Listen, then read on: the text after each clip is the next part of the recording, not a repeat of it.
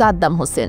ইতিহাসে এই নামটি এখন প্রায় মীমাংসিত, কিন্তু একটু নাড়া দিলে যেমন বোঝা যায় ছায়ের গাদার নিচে আগুন আছে, ঠিক তেমন করে ইরাক সাদ্দাম হোসেনকে নিয়ে পুরনো ইস্যুটি নাড়িয়ে দিয়েছে স্কাই নিউজ। সাদ্দাম হোসেনের পতন নিয়ে সামনে এনেছে নতুন নথি। স্কাই নিউজের প্রতিবেদনে জানায়, নতুন প্রকাশিত ব্রিটিশ সরকারি নথি থেকে জানা গেছে 2003 সালে ইরাক আক্রমণের আগে মার্কিন প্রেসিডেন্ট জর্জ ডব্লিউ বুশ ইরাকি শাসক সাদ্দাম হোসেনকে ইভিল ডুয়ার হিসেবে বিশ্ব থেকে নির্মূল করার দৃঢ় প্রতিজ্ঞ ছিলেন। তৎকালীন ব্রিটিশ প্রধানমন্ত্রী টনি ব্লেয়ার বুশকে কূটনৈতিক পন্থায় সমাধানের জন্য চাপ দিয়েছিলেন, কিন্তু যুক্তরাজ্যের মার্কিন রাষ্ট্রদূত স্যার ক্রিস্টোফার মেয়ার সতর্ক করেছিলেন, সাদ্দামের আত্মসমর্পণ বা অদৃশ্য হয়ে না গেলে যুদ্ধ এড়ানো রাজনৈতিকভাবে অসম্ভব ছিল।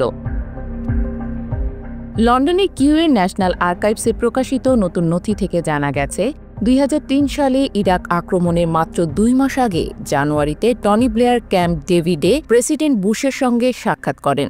তিনি কূটনৈতিক সমাধানের জন্য সময় দেওয়ার আহ্বান জানান, কিন্তু যুক্তরাষ্ট্রের মার্কিন রাষ্ট্রদূত স্যার ক্রিস্টোফার মেয়ার সতর্ক করে বলেন, সাদ্দামের আত্মসমর্পণ বা অদৃশ্য হয়ে না গেলে বুশের জন্য যুদ্ধ থেকে পিছু হটা রাজনৈতিকভাবে অসম্ভব।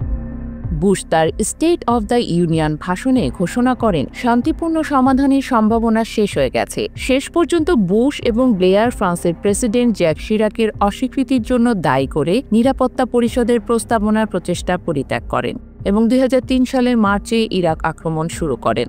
স্কাই নিউজ জানায়, এই নথি বুশের মানসিকতা এবং ইরাক যুদ্ধের পেছনের উদ্দেশ্য সম্পর্কে নতুন দৃষ্টিভঙ্গি সামনে আনল।